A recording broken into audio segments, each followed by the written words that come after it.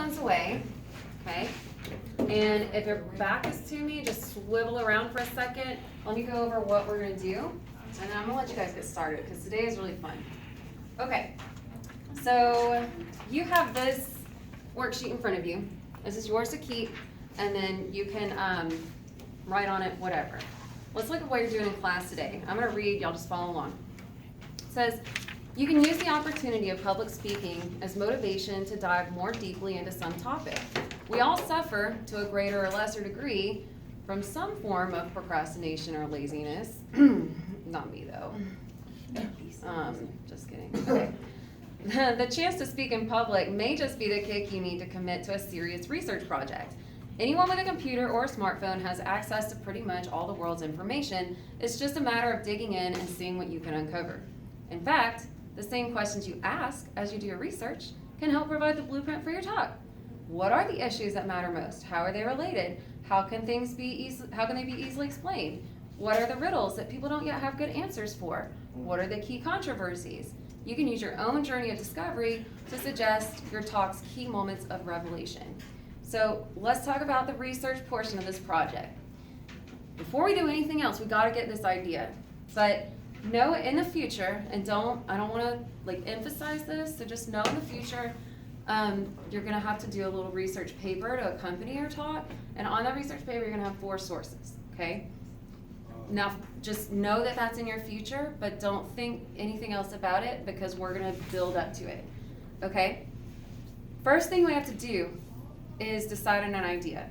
So, last week, in your groups, you had a handout with these questions on it, and you had some time at the end of class that you could actually go through them and think about them if you had a chance.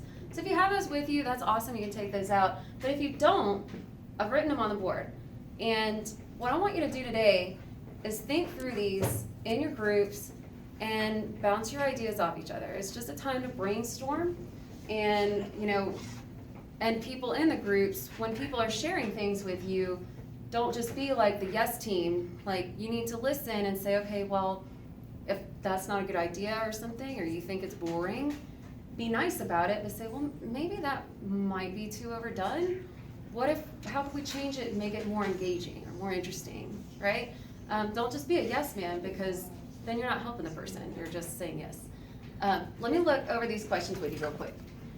Okay, first one, what stands out the most about your high school experience? So y'all are in second to last year of high school, right? You have 3 years behind you, and then some of you could even talk about middle school too, right? Nice. So if there's something that really stands out to you, there's a lot, for example, there's a lot of transition happening there. So when you start high school, you're like a child, right? You're 13, 14. But when you graduate, you're 18, and you can vote and join the military and stuff. Yeah, so you're literally transitioning to an adult. There could be some learning experiences in that could help others. One girl in my second period is really excited about girl empowerment, and she wants to gear her talk toward 8th grade girls before they go into high school, right? So, and I didn't specify who your audience has to be. If you're gonna give your talk and you're gonna do it in person, you can just tell us, hey, by the way, you guys are now all 8th grade girls, right? So keep that in mind. That's what I geared it to. But if you still have anxiety about speaking in front of your peers, don't forget that you can do a YouTube video too. And so you can bounce around ideas with your group members about that too.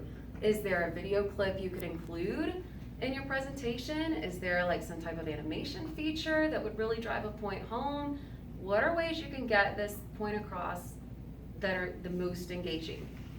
Okay, let me give you an example of the high school experience too. How many of you can think of a teacher off the top of your head that was like the best teacher ever, inspired you, actually made you want to come to school? Yeah, okay, you don't have to say their name, but yeah, that's awesome, right? What about that teacher made you feel so good? Okay, was it fun? Was it because you could trust that person? Was it because it seemed like they actually cared? Was it because they seemed like they enjoyed what they were doing and they weren't like, well, here, you know? So you could talk about what that teacher did to make you feel that way, and who would be a best audience to hear that? Teachers. Teachers, right. Because I want to be that teacher that makes people want to come to school. So what's that other person doing that I'm not doing? I want to try and learn from them. Let's look at the negative side of that though. Don't say any names, because remember we're recording for Blackboard. Don't say any names, don't call anybody out. And if you do this talk, don't call anybody out. But how many of you can think of one teacher that made you hate the entire year? That one teacher who made you feel like you were not good at anything. Right, right. Okay, that's a little bit more interesting to me as a teacher, because we hear a lot of stuff. It's kind of overdone, the whole like inspiring teacher bit, but it would definitely get people's attention if you started a TED Talk with maybe saying a comment out loud or something that she wrote on one of your papers or he wrote on one of your papers, right? Or explaining a story of something that happened to you in class that was just humiliating or something like that. And then talking about that from a personal experience, because as a teacher, I definitely don't want to be the one that makes you hate your life for a whole year. So that could be good too, right? I was going to go somewhere else. No, I forgot. I kind of got excited. Okay. Okay, anyway, so that's another example. Think about, is there something really, really great that happened to you or really, really different that happened to you in high school? Is there something like a really big move? Or is there something like you got to travel to another country and it really changed your worldview? Something like that would be something that stands out about your high school experience.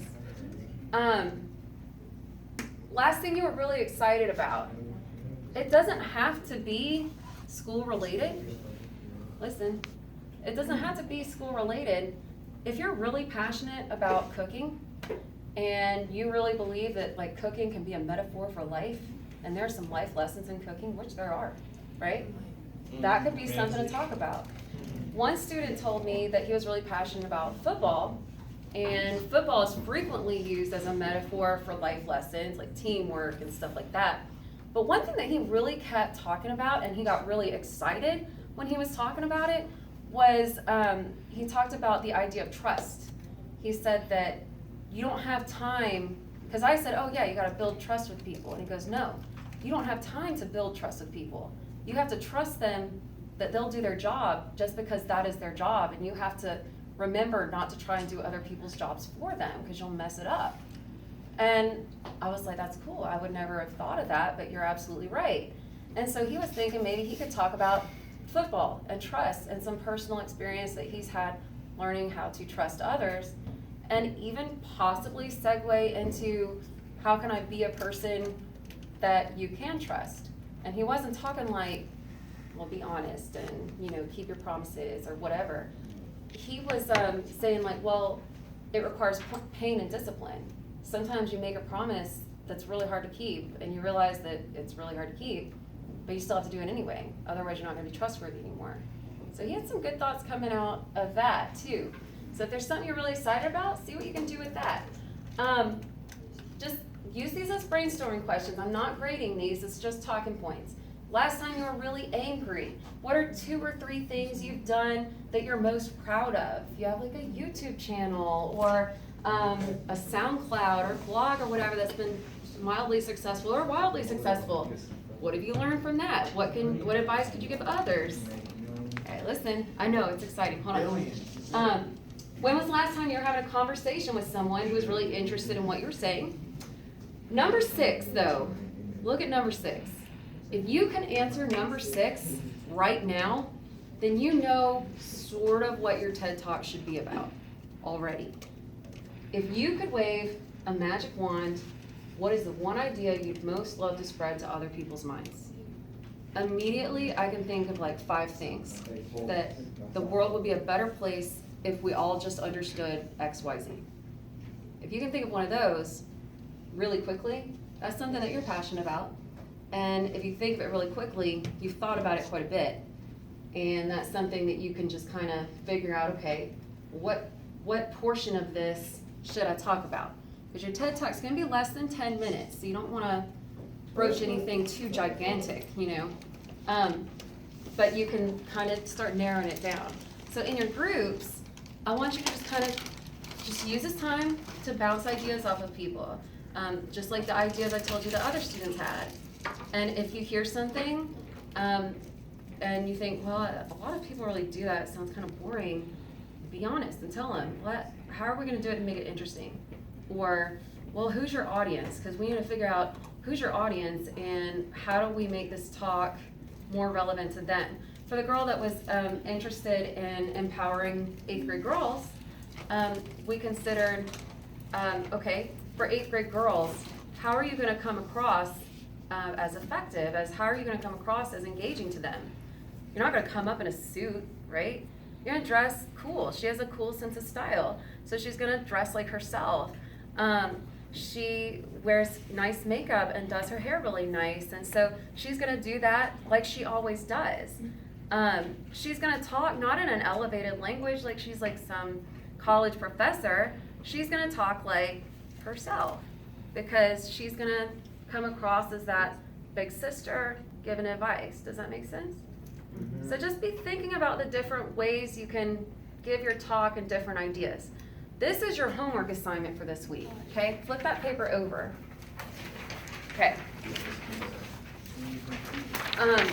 Now this one, and I meant to say that the one for today, the trusted advisor one, is due Wednesday night by midnight. It needs to be due, you need to have this done at the beginning of class next Thursday, because we're gonna work with this, okay? If you don't have this next Thursday, you're gonna get behind. All right, so what I want you to do is after you've talked with your group today, written some ideas down, put this away for a couple days, marinate on them, and then pull them back out and think about some of them again. And see which ones you're still really excited about, which ones you still really like, and circle those. And then it says take those ideas that you circled back to your trusted advisor.